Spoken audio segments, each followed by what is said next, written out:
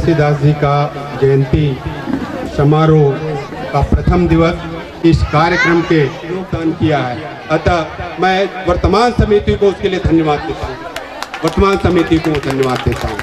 क्योंकि इन्होंने ये कार्य किया है। भाइयों बहनों, ये कुसमुंडा समाज और कुसमुंडा का समिति पूरे कोरबा जिला में अपने आप में बहुत गर्व महसूस करता है।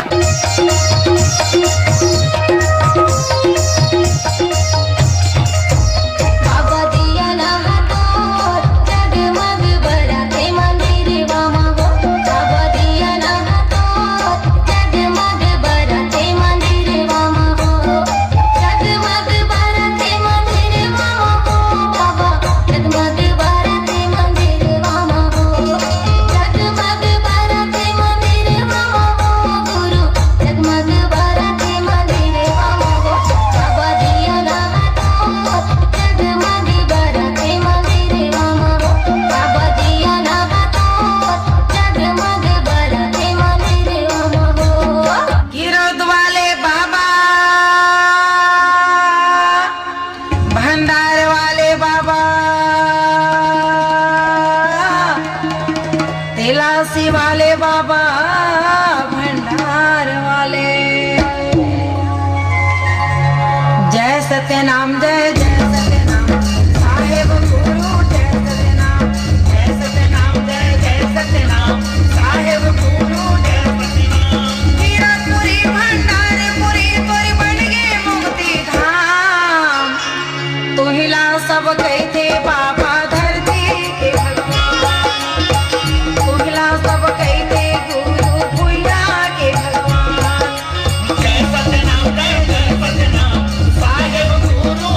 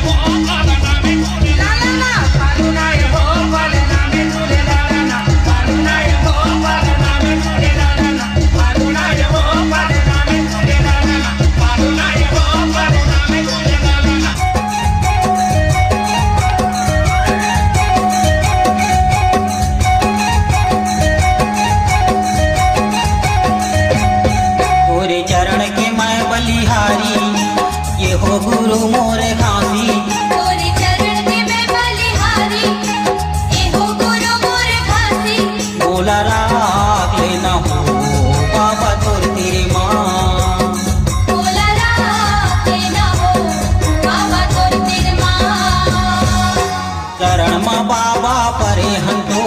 मोर हृदयला कर दे अंजो चरण में बाबा पड़े हतो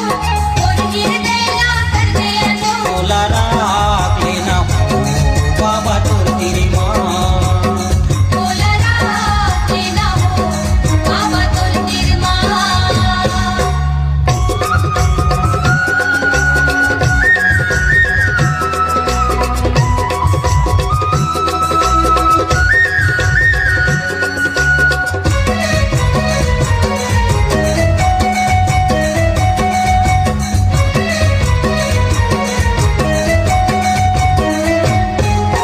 तन के झांझ मन के मृदंगा राजपंथी के गावा बाबा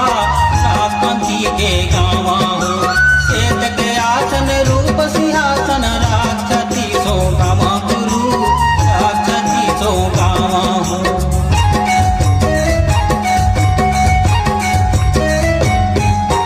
तन के झांझ मन के मृदंगा राजपंथी के गावा बाबा राजपंथी के गावा हो श्वेत के आसन रूप सिंहासन राक्षती सो गावा गुरु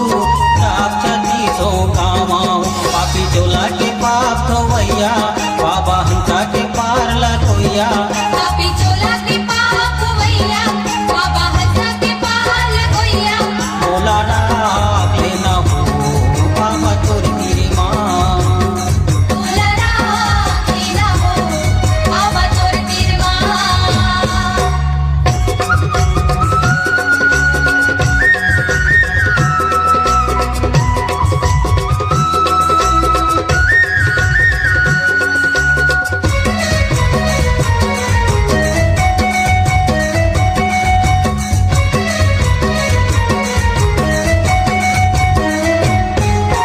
चाल चलन खानी पानी पहचाना कौन कोयली कौन काग बाबा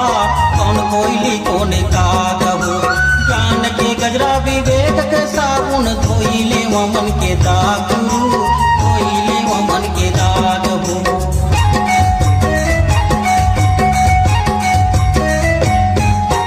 चाल चलन खानी पानी पहचाना कौन कोयली कौन काग बाबा कौन कोयली कौन काग हो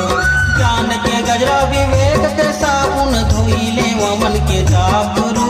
धोई ले मन के दाग हो बदलो की हो गुरु बाबा मैं हमार गलियन माया जा सतलोकी हो गुरु बाबा हे हमार गलियन माँ आजा बोला